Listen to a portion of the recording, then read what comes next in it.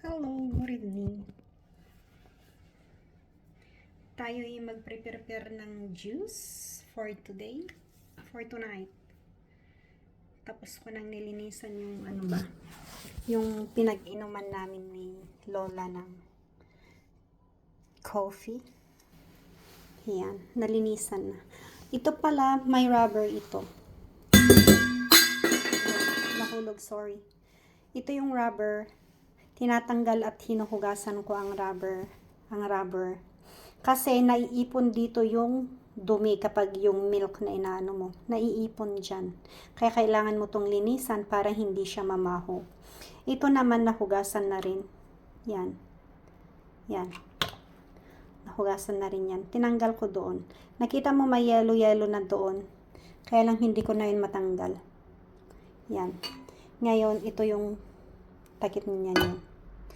Yan, ganun para hindi ba bumaho at tapos magkakaroon pa ng bakterya o ano. Now, ngayon gagawa na tayo ng juice. So, anong tawag na ito? Ishkulit. Anong tawag yan? Anong tawag dyan? Hindi siya pomelo. Grapefruit. Dito kasi wala akong juicer, so manual tayo. Yan. Every night po ito ang gino-juice ko bago after ko na itong inumin, hindi na ako kumakain ng kung ano-ano. Yan. Dalawa po siya.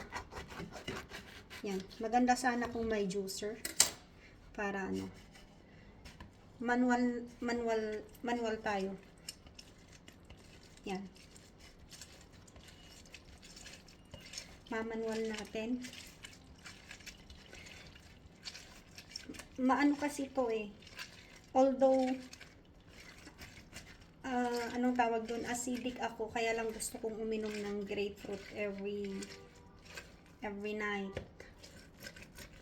Yan, kagagaling lang namin sa labas ni Lola. May kainan kasi sa group ng mga nandito sa Petah Tikva, Israel. So we went down with mother to them. Pahapyaw lang ba? Yan. Yan.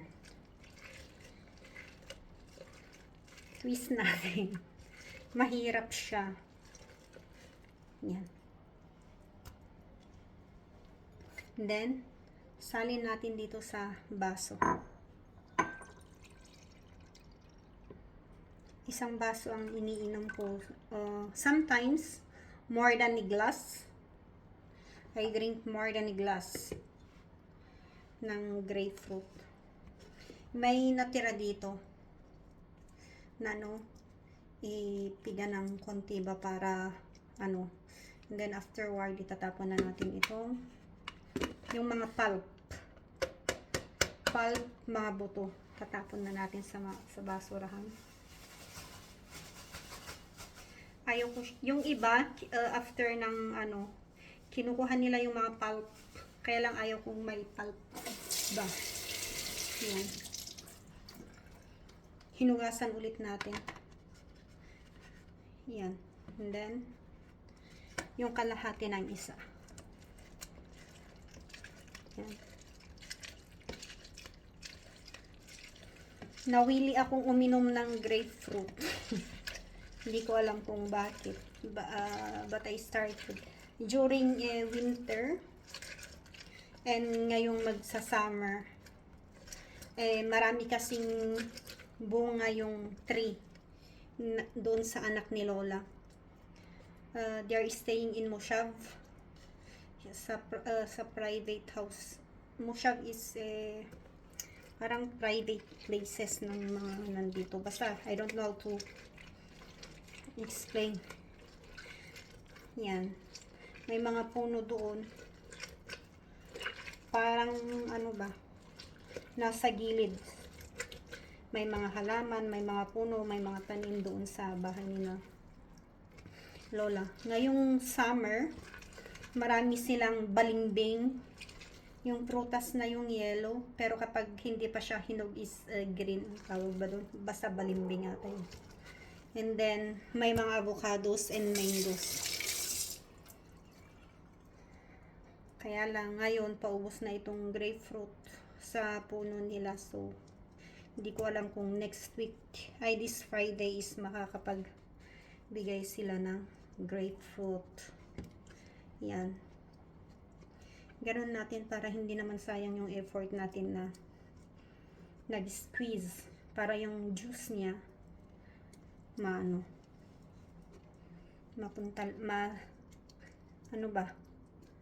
masala.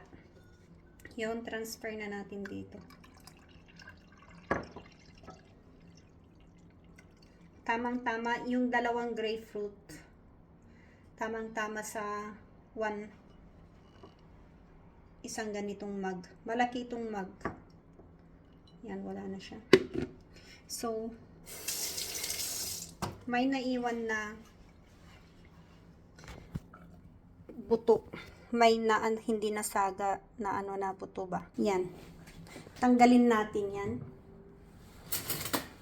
Yan. Tanggalin natin siya. Hindi ko alam bakit gusto kong tinatanggal kahit na maliliit na buto. Yan. Para malinis lang ba. Yan.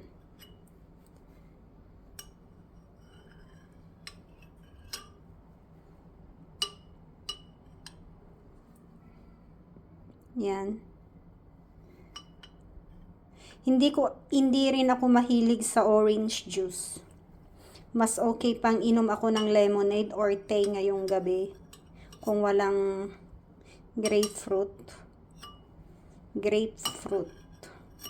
Kaysa inom ako ng mga juice. Yan.